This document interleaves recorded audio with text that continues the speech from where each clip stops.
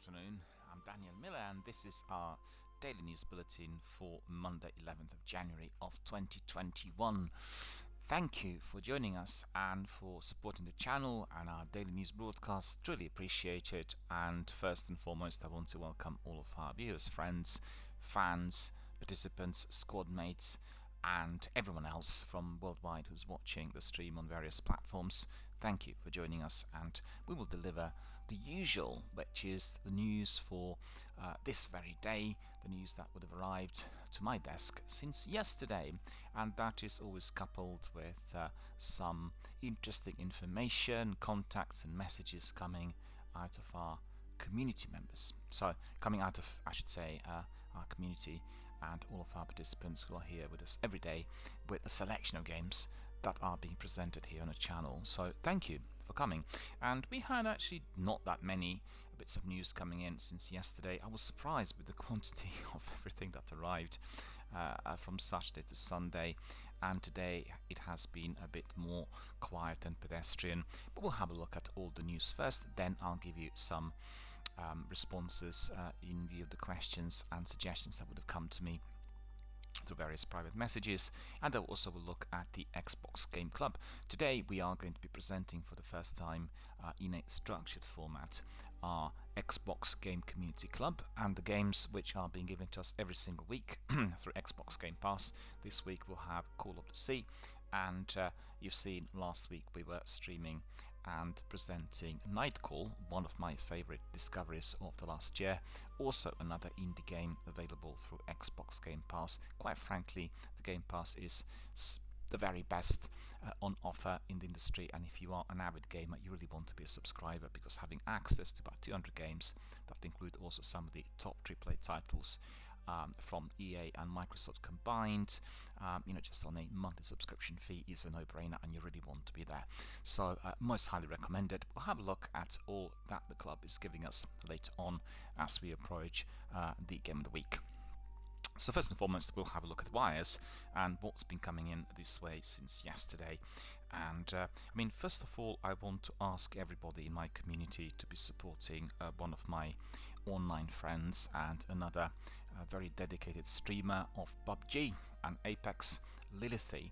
Lilithy had suffered a major health emergency during the last week and had been spending quite some time in hospital emergency wards, and the experience was obviously very, very frightening. So I'd like to ask everyone from my community to go to my Twitter and visit her profile and postings and express a degree of support. I want everyone to send a message to say hello, to wish her the very best for her recovery, because she does have several underlying health conditions which are affecting her from time to time, and her work on Twitch, her dedication to Apex and PUBG has been second to none, and we really want to be supporting everyone who is so friendly and so dedicated as Lilithy. So please have a look at the postings.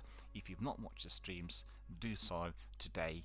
Go to Twitch or YouTube and have a look at some of the wonderful gameplay that she's had with its squad mates. Very similar to what we do with Warzone in here, it's just in a different arena, and really maximum team efforts and buybacks and everything else. But we really feel for Lilithy, we really feel for every single streamer who is affected by any kind of health issue, and we want to provide as much support as possible at any given moment in time. So remember, our online community is all about supporting others, about being ethical gamers and being here for those who are in the need, because you never know, the need might arise tomorrow. Maybe you've safe and sound today and then something else happened, you suffer financially, you need to move home, there are issues within the family, and you are going to be able to access our help here online. So remember that you are never ever going to be alone if you are using the support and help that we are offering 24/7 through a variety of different methods, various hubs and platforms online. They include Twitch and YouTube and Twitter, Instagram, and all other forms of communication. Do not hesitate, engage, communicate. As you could see, Lilithy is very open about a health condition. She does provide us with regular postings, and we all engage immediately. So you'll see exactly what I've written and what I'm asking also from my community members to do is exactly the same. So absolutely everyone needs to go to Twitter, access her postings and all that's been said, and you need to engage offer some support. It will help her recovery, it will help her health condition, and you need to make sure that you're as supportive as I am. So thank you in advance for being so friendly and so attentive towards all of our community members who are presently experiencing some form of difficulty. In case of ability, it's a health emergency, and therefore we want to be here for 24/7 on every single day. Other messages I had today, we've heard that Marcin Momo, he is a global community lead at CD Projekt Red. You'll be familiar. This is a company behind Cyberpunk and the Witcher trilogy, and he is celebrating 10 years of his work and participation within that community. So congratulations, Marcin. Really appreciate it. Really feel for the difficulty that you all guys have had with Cyberpunk. We want all of that to be resolved ASAP. We are with you. We want to be supporting not just Cyberpunk, but all the other titles that you may be providing us with in the future. And as you know, all of us are dedicated veterans of those games and absolutely in awe of all of that wonderful work which you have completed over the last 10 years. So welcome, congratulations, and we are going to be supporting all the other projects from every corner of the planet.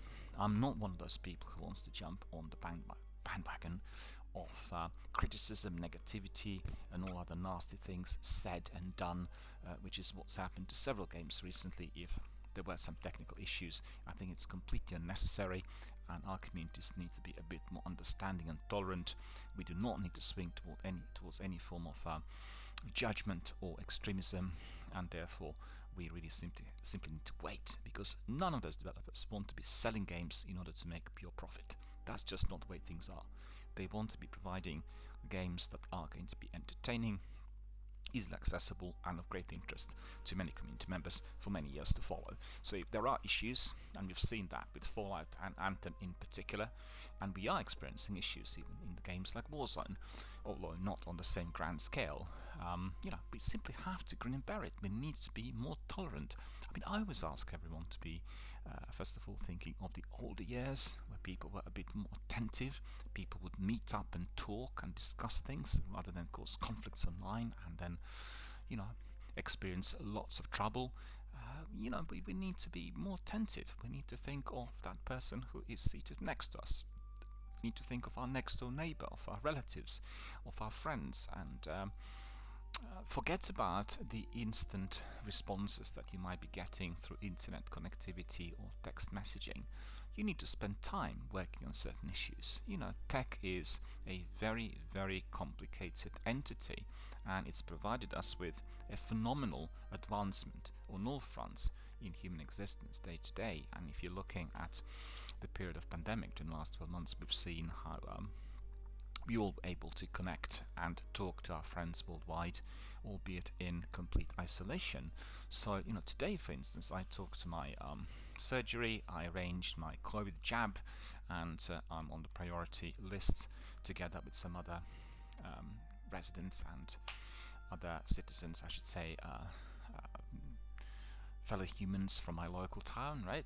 And we've been informed that as soon as the vaccine is available, and that's going to be our domestic new vaccine coming from Oxford, from Jenner Institute, we are going to be receiving it. So that's wonderful news. And it is very, very important to remember that we want to be as supportive as possible. And during the period of this dreadful pandemic, I've been able to use online services every single day. I never felt alone or isolated, even for a split second. In fact, our colleagues from the surgery asked me whether I've had some days when I would have felt under the weather or detached, and I said absolutely not. It's quite the opposite, because I have this online community. It is here, and in fact it's not just one. I have 3 online communities, one dedicated to video gaming, the other to film industry, and the third one to music. So people keep coming every single day from every end, and they talk. Presently I'm most engaged with video gaming and film industry communities, and I have plenty to talk about, and the tech has given us this opportunity. We can connect with others with such ease, but just please respect it. Don't expect things to be working all by themselves. There are people, human minds, behind every single thing that we do every single day. And you hear things, well, why is Google now down? Why can't we access the search engine? What's happening in WhatsApp? Why can't we access it? The messages are not received. A major catastrophe. Think about those citizens of Petrinja city in Croatia. They're suffering from pandemic, and then one day before the new year, on the 29th of December, they're being hit by 6.4 degree on Richter scale earthquake. And the entire city is just completely destroyed. People became homeless. Some people sadly died, many got injured. Well, think about that sort of situation. Are you going to be concerned that your mobile phone is not working, they can't be sending the messages? Well, you will be concerned about the tragedy which indeed had affected every single citizen of that town. Our thoughts and prayers are all with you. We are absolutely distraught when we see such terrible things happening. We had seen that in Turkey, we've seen it in Croatia and in Italy in recent years, and it is just an unbelievable amount of pain that this sort of natural disaster is going to cause to so many people. But we've got to fathom, we've got to accept and comprehend that the nature is stronger than us, and that we have got to be more understanding towards how the nature works overall, and we need to be more respectful of our environment. If we are continuing to treat our environment with such disrespect to what we've seen in the last 20 to 30 years, there's going to be no nature, there's going to be no humanity. Anyway, coming back to my point, I've had a lot of connections and connectivity and interactivity here on my channel. Very grateful to everyone for participating, and I just want to invite everyone to join forces with us. As you've seen with Lilith, for instance, she's another streamer receiving literally huge amount of support from everywhere around the world. People who are watching her channel, people who love her streams, although they do not know her in real life, are offering that support, which is at that moment critical. You feel so strengthened, you feel so alive and so helped, and I want to invite everyone else to do exactly the same, to join our forces, to participate in our online communities. We'll talk a bit more about this later as I describe the works and the activities in Xbox Community Game Club. So let's have a look at some other news. We have Michelle Mannering asking us, did you get an Xbox Series X? Well, the answer is no. I was not able to get it because pre-orders were all gone and people are still waiting for the delivery, so I'm still waiting for that to come through, and eventually I will get Xbox Series X to replace my Xbox One, which I have, and which served me very well, and really look forward to all the joys and niceties of the new console, with its speed, with its what's it called, the continue button, where you just jump in and you can continue with up to 10 games at the same time. So the loading is fast and everything is just state of the art as it should be. Very excited about it. So she's asking, you are getting faster load times, 4K gaming, beautiful design, hundreds of games with Xbox Game Pass, and she says, well, this Xbox Series X is amazing, I want to keep it, and she posted some of the photographs in there. All of those look very good. She's displaying Assassin's Creed Valhalla on her screen, and it looks amazing. So definitely, wow, Gears 5, Valhalla, Watch Dogs, Cyberpunk, these are the games you want to try on a next gen. And I actually listened to Larry's and Jeff's podcast last night, and they talked about, talked to one of the senior executives, senior development members of the Xbox team, who said, well, you need to differentiate if you're purchasing the new titles between the games that have been specifically made for the new console, right? So they can't be really played on the old console with the same degree, because they were made on the next gen engines. And I think that's a very important distinction. If you want to get the very best performance, you will want to get one of those. And I think Valhalla and Watch Dogs are probably the very best examples of that at the moment. And those games have been created for the next gen, and I think Cyberpunk is there as well, but we've heard not performing too well on some of the consoles. I think if you are considering whether you should play Cyberpunk, you'll have to go down the PC route, because CD Projekt Red is primarily, or was primarily, a PC game developer. The original Witcher number 1 indeed performed perfectly well on the older gen PCs, and I think they're really experts in that particular field. So therefore I'm not surprised to see that there were some issues with the consoles. Fear of those were persisting on PCs. Anyway, the idea is, if you're deciding on what game to play, always go for the one which has been made for the next gen console, because then you will get the very best quality performance. Evidently, Destiny and Gears performed phenomenally well, but still those games were adapted for the next gen. We have some messages coming in from Oichi. Lady Oichi-chan is a cosplayer, and she has a wonderful, wonderful selection of photographs, which are basically giving us Spirit Blossom Ari from League of Legends. So have a look at those tweets. She looks incredible. I think she also makes her own costumes, and I talked about this early in the week. I really enjoy cosplayers and streamers who are kind of blending into these things together. We get people who are in the game, like Wraith, for instance, in Apex Legends, and next minute she's up there in her own home studio and talking to all the customers and participants, and that's great. I think it's just a different style of presentation. I love it, and I think many people should seriously consider it.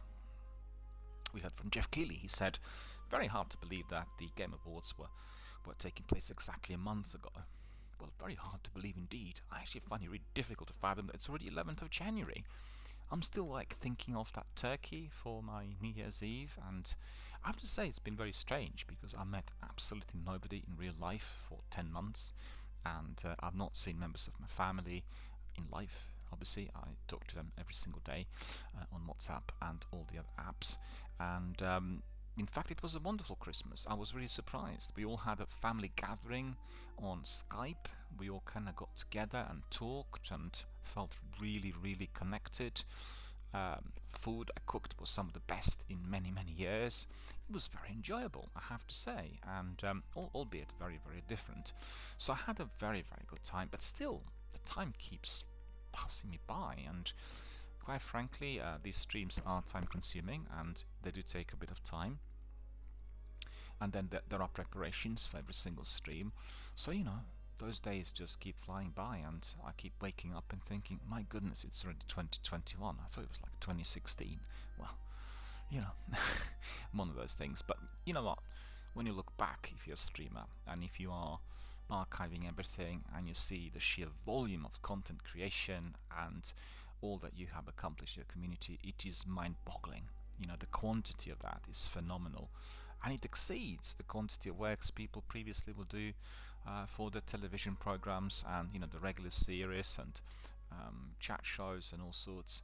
Because if you do 5 hours a day, this is very lengthy. It's sort of like running 1/3 or 1/4 of a regular program on your local radio station, and with everyone contributing, it does amount to a lot of content, and I'm delighted.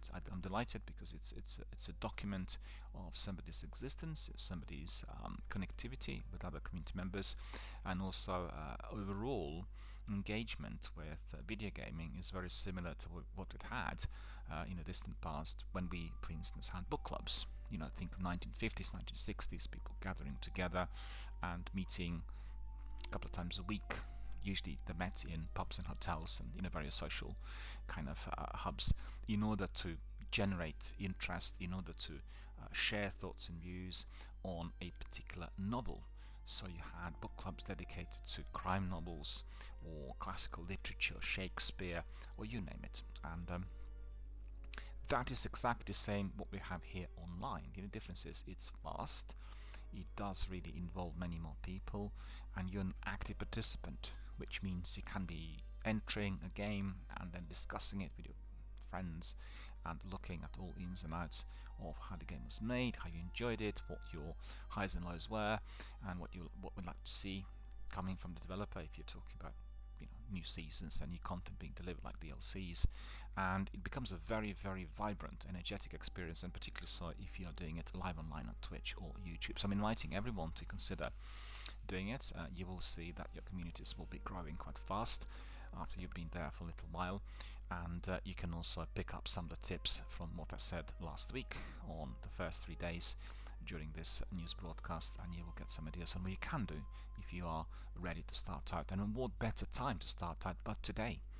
The pandemic will be persisting certainly for the next 12 months from what I could gather from the scientists, and there's plenty of work which you can do if you are streaming, and you can make it highly entertaining and very enjoyable and truly remarkable in terms of your own achievements for yourself. So, something to suggest. Kibbles Tasty is a new game that is presently operating through Kickstarter, and I've got a posting in there indicating that you can be contributing if you want, which means back the project, contribute, send some dollar. And if you ever wanted my content in print for and with polished editing, here's your chance. Science inventors and a complete crafting system. It's a very, very interesting concept that they're offering, and we have also very, very nice pictures in there and beautiful characters looking really good. So it's a book of classes, crafting psionics. Is it psionics? Psionics, I beg your pardon. A book of classes, crafting, psionics, and more for Dungeons and Dragons 5e. Very, very nice. I would support that. So anybody interested, you want to find out what Kibble's Tasty is. And he said, I make character options for Dungeons and Dragons 5e. I made the popular 5e homebrew classes Kibbles, Artificer, Scion, Warlord, and Occultist. All three. Right, so we'll support you. Anyone interested, head to my Twitter and send him some dollar. PS5 exclusive Returnal. Well, this is a very interesting game. I've watched trailers and I've just heard today the developer diaries are also now accessible. And we're getting yet another lot of developer diaries, and they're showcasing new footage and DualSense features. So let's have a look at this. Housemarque is the developer, and they're giving us some DualSense features. So they recently released another 9-minute developer's diary for its upcoming PlayStation 5 exclusive Returnal, which showcases new footage and discusses how DualSense features will be incorporated into the game. Uncover the process of translating the Housemarque explosive action into 3D and how to stay true to our motto, gameplay first. Reads a description, so just check out the video. We are using the haptic feedback of the DualSense wireless controller to give everyone extra awareness of gameplay. Housemarque previously it's Marquee, isn't it, rather than Mark. Previously wrote on the PlayStation blog, you'll be able to feel the natural ambience of this alien planet as the controller mimics its environmental effects. Well, it looked very good on the trailers, I have to say. It was a very, very interesting, very atmospheric open world that they presented, but I still need to see a lot more. And we hear that adaptive triggers will allow players to move seamlessly between aiming down sights and activating alternative fire. So it's the new controller on PS5, obviously. Every weapon has an alternative firing mode, and each of these alternative fire modes can be found on any weapon. So you have lots of other description in there. So anyway, head to Twitter, access PlayStation Lifestyle posting, and they're telling you all about those new DualSense features in Returnal. Nintendo is offering us Heroes of Light demo. So they're offering the new Bravely Default 2, and you can try that for free. So if you're on Nintendo, just click on that, try the free demo. I've got it in here as well. Let's see what it says. We need to sign in with Nintendo. I can't download the demo. The free demo of Bravely Default 2 is now available. Explore the desert kingdom of Savalon and defeat the asterisk holders in order to claim the power of these mysterious objects for yourself. You can download it from Nintendo eShop on your Nintendo Switch or via this page, which is a Nintendo page. 4 heroes, 4 crystals, 1 legendary adventure. Looks very, very, very good, I have to say. Beautiful graphics. Anyone who is into Nintendo RPGs, you are going to love it. In fact, I might try it myself. If you're interested, head to my Twitter, access the posting from Nintendo on Bravely Default 2. Meet Yoru, Valorant's newest agent, who can turn invisible and send out fake footsteps to confuse enemies. Let's see what's happening with Valorant. Episode 2, Act 1 of Valorant is set to kick off on January the 12th. January the 12th, that is tomorrow. And with it, we also get a new infiltrator duelist named Yoru. As reported by Eurogamer, Yoru is a stealthy agent who can turn invisible and send out fake footsteps to confuse and distract enemies.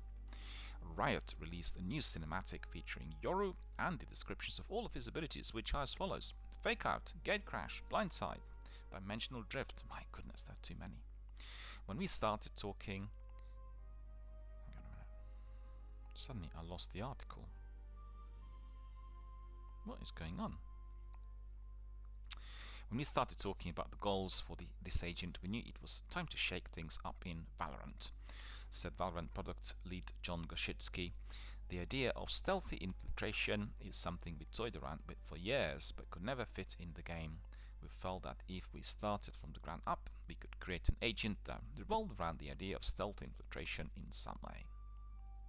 Well, definitely very interested in all that they have to offer, and I'd just like to invite everyone else to have a look at Yoru and the posting there coming from IGN. We have some new... oh no, that's not actually, that's concept art. There's our friend Lazari, and he sent us his own concept art for Dragon Age. So it's basically like the non-official type of concept art, but it looks very, very good. Have a look at it. Lazari is one of our community members, and he likes drawing. So we have wonderful illustrations and concept art that he's giving us from time to time on our Twitter. One of the Warzone's most notorious exploits is back yet again.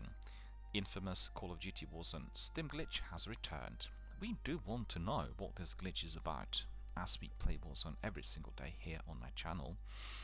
I'm once again asking you to stop hiding out in the gas.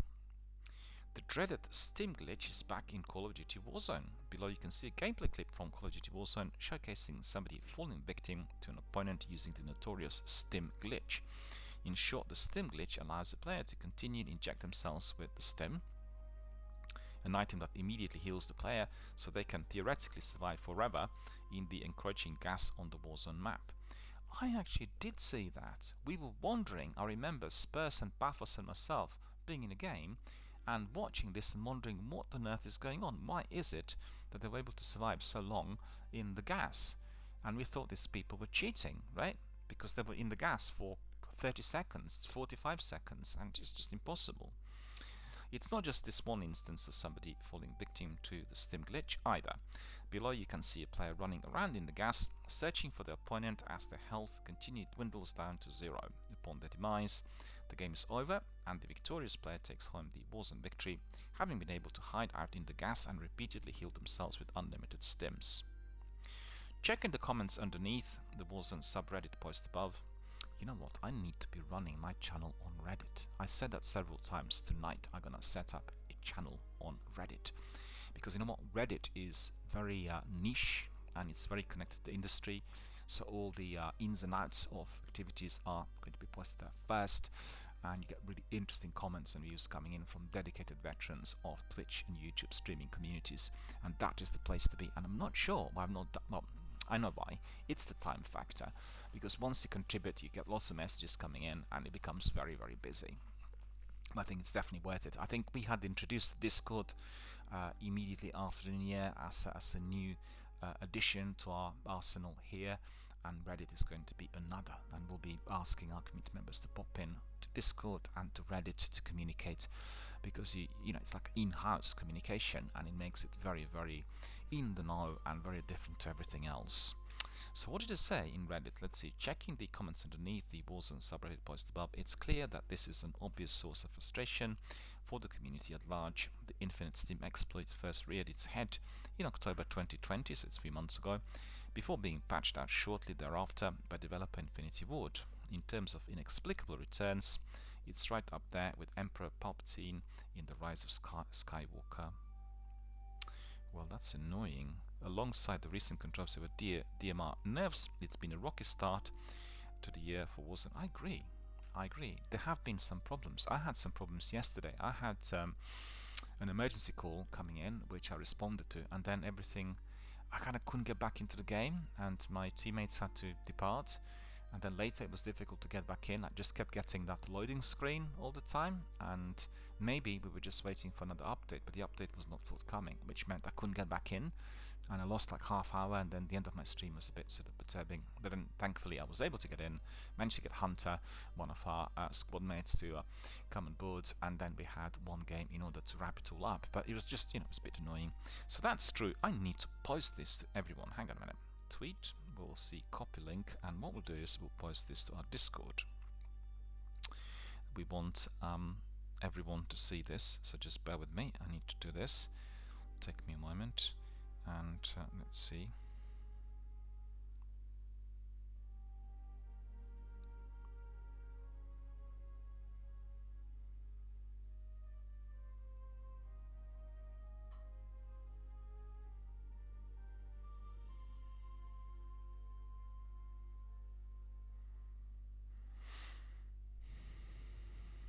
Okay, let's see if that is...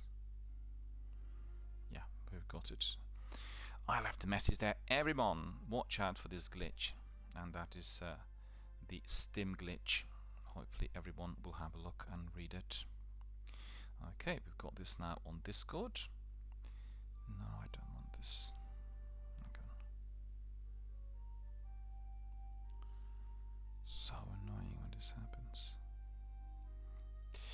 On my phone I have this Google Assistant just out of the blue keeps popping up.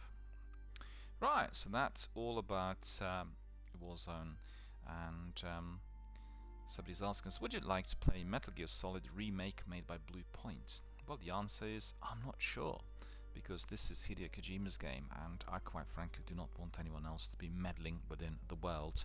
A very, very nice screenshot of Metal Gear in there as well, with snowing, with snow falling, and you know, kind of an icy type of atmosphere. Cyberpunk 2077 launch and ongoing fixes are being investigated by a Consumer Protection Agency. Well, let's have a look at this. Yet more bad news coming in. So the UOKIK, so that is the protection agency, the Consumer Protection Agency, is looking into Cyberpunk's launch, refunds and its ongoing development. And so these are being investigated and monitored by Poland's Consumer Protection Agency, which has the power to fine the company up to 10% of its yearly income. Well, that would be very, very unfortunate. Jenny Gazeta Prawna reports that UKOIK, Poland's Office of Competition and Consumer Protection, is looking into confusion around the game launch and asks CD Projekt Red for an explanation into what occurred.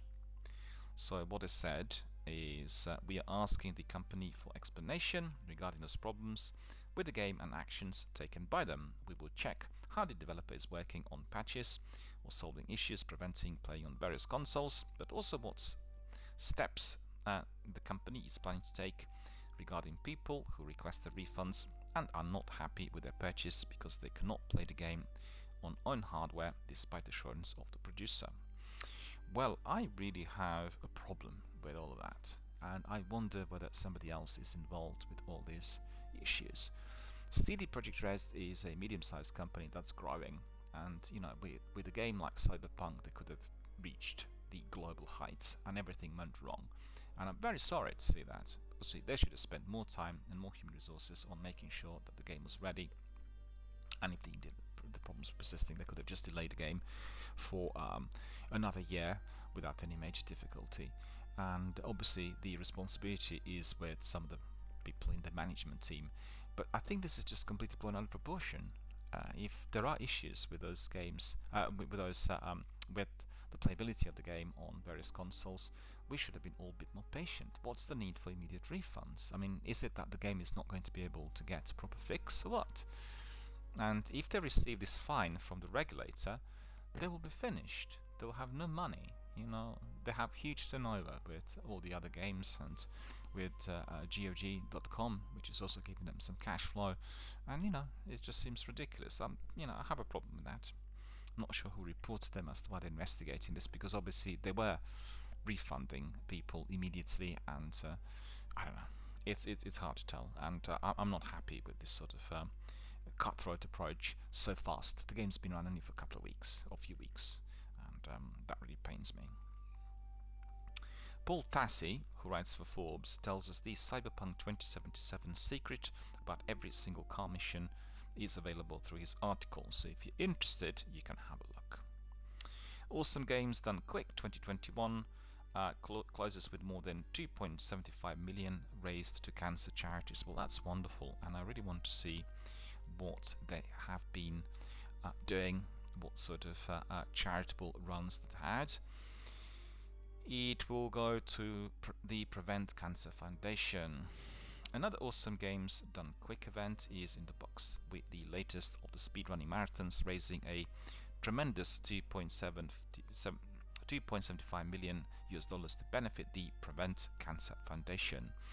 As with most of these events, this year's iteration was held online for safety and to ensure it could continue in the midst of the global pandemic. Saw speedrunners from all over the world competing all manner of titles in blistering fast speeds for the enjoyment of viewers on Twitch. Highlights included RPG Dragon Age Origins, completed in just 43:49 by Lemura.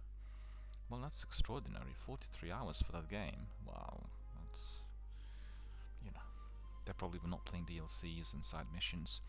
Dishonored 2 in just 30 hours 14 by Demonic Robots. Tony Hawk's Pro Skater 16 hours 31 by Partyman. And even a blindfolded Super Mario 64 run by Bobzilla in 39 hours 09, to name just a few.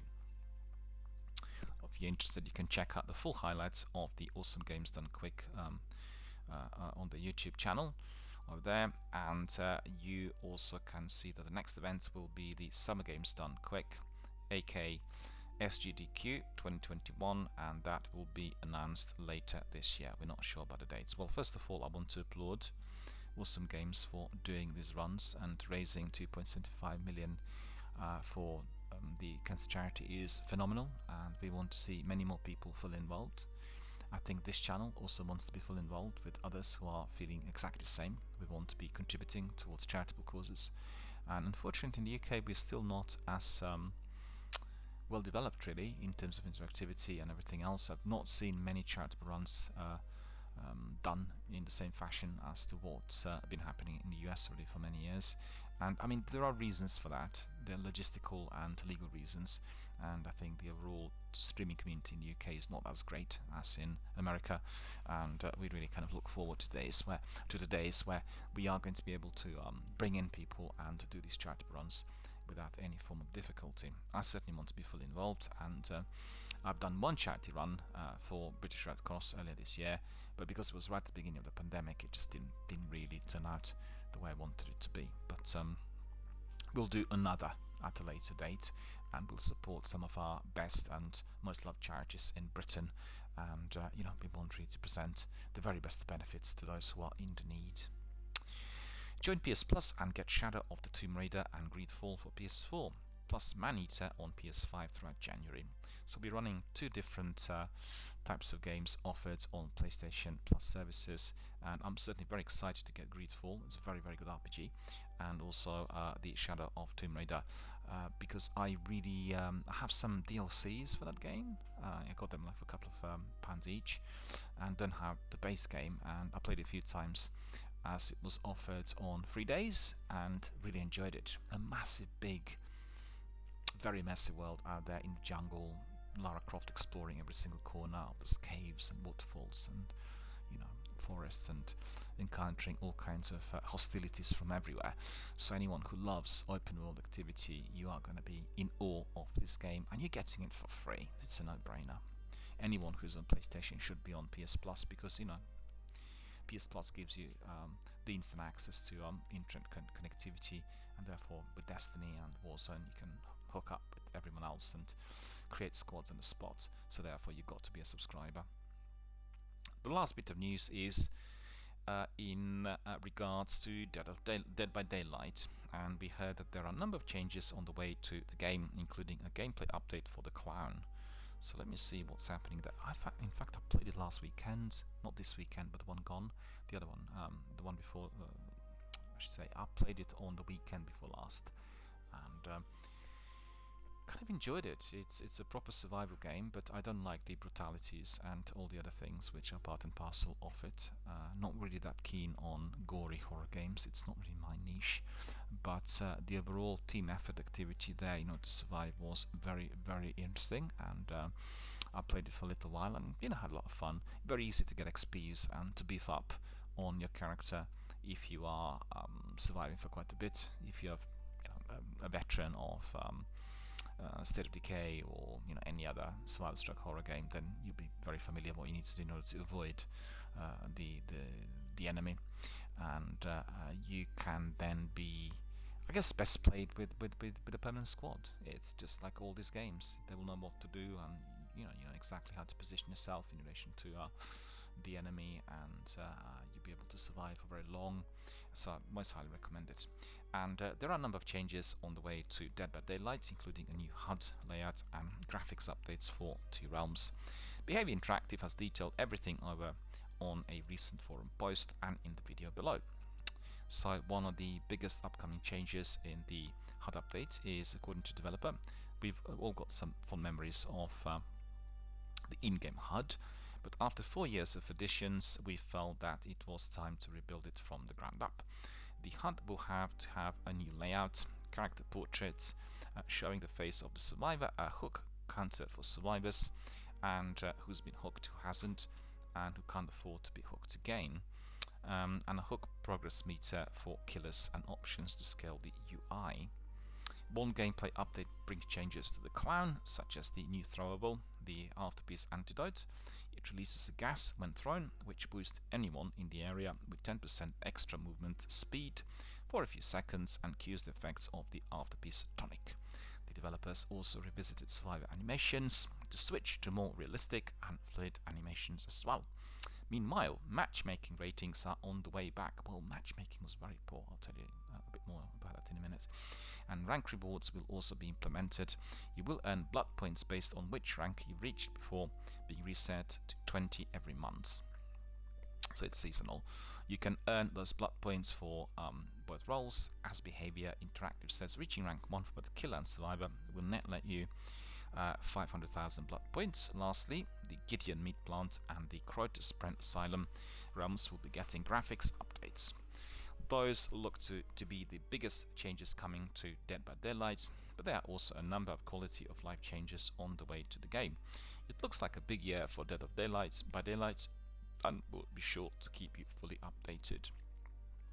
Two things to be said: this is a very good game if you are into survival stroke horror, and I liked it, the way it worked. I liked playing with some of the randoms in there. They seemed to be quite supportive and helping everyone else. They were buddy, as we call this sort of activity. But the problem there was very, very lengthy, almost infinite matchmaking. I was sitting there for 5 minutes before people got in, and I couldn't work out what the reason for that was. Whether it was to do with the rankings I would have had, whether it was connected to the the server access or anything else. But just waiting for matchmaking to kick off, literally for 5 minutes is a non-starter. So I need to investigate it further. But visually the game's performing very well, and just to refer to the point in the article, you have the option of playing the victim and the killer. So depending on what you want to do, and you then are chasing the other guys, and just step in, download the game, have a look at it. And they had given it lots of add-ons with various horror film characters. The guys from Friday the 13th and from Texas Chainsaw and all the other flicks like Saw and who else? Let me think. Jason from Friday the 13th. Everyone else. And you have lots of these bad characters in there, and then you can obviously take a pick. You want to be a good guy, you want to be a bad guy, and you pursue that kind of gameplay right from the start. Like I said, if you're playing one and another, you will be getting quite a lot of those blood points, and that will be useful. They're basically your XP points that will enable you to progress up the ladder with your character. Alright friends, so that's basically the news that came to me on the wire. Still a few more if you are interested. One relates to Hitman, and the other to Gotham Knights. And you can just head to my Twitter, and literally if you follow my Twitter every single day, you'll be kept abreast with everything that's happening in the industry. I update it several times a day, and there's lots of postings in there. In fact, I've not been able to post some of my screenshots of late as much, and I need to really bring that to the same standards, so that anyone who's watching the stream and participating here could also take some of those away with them if they enjoyed all that they've seen here. We're coming towards the end of our news bulletin, and we'll basically wrap it up with a few words on Xbox Community Club. I talked quite a lot about it, and we had an introduction yesterday on this. Let me just have a look whether we can get some other information as well. Just bear with me. And I just wanted to tell you more about a few other things there, so just bear with me. We have some interesting news for everyone who wants to be participating, and let me just see whether we can also get where is it now? Xbox Game Club. Bear with me.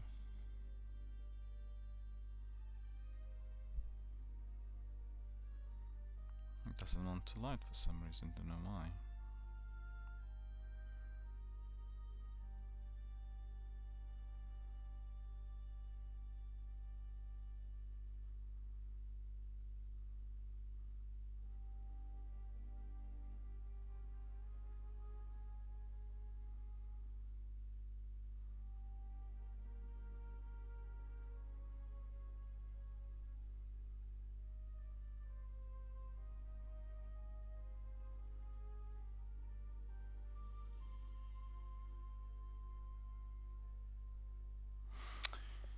Well, for some reason I can't access the information. I don't know why. I don't know what's going on there. I'm really sorry about that, but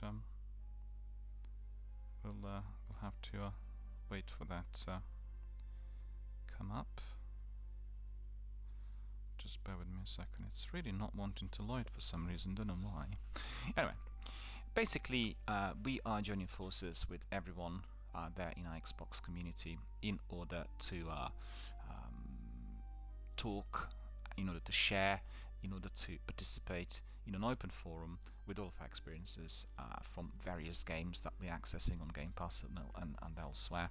And the Game Club's been around for a couple of months, and I had presented in a separate slot some of the games that were offered in November and December, and they included Titanfall and Sea of Thieves and a few other titles. And at the moment I'm just trying to find out, let me see where the list is. There, I finally found it. It's just very delayed.